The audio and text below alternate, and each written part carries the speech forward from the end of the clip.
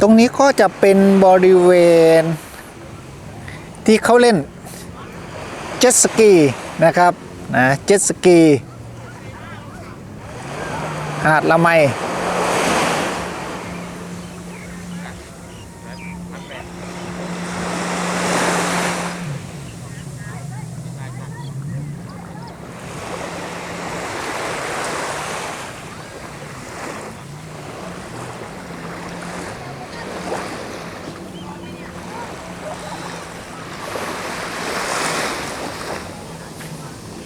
น้ำทะเลนี่ใสมากเลยนะครับ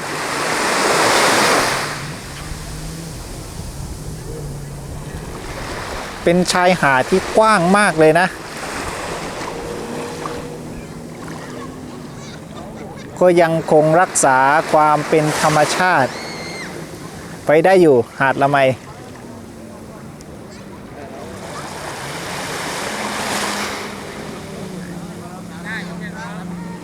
ดูรอบๆนะครับ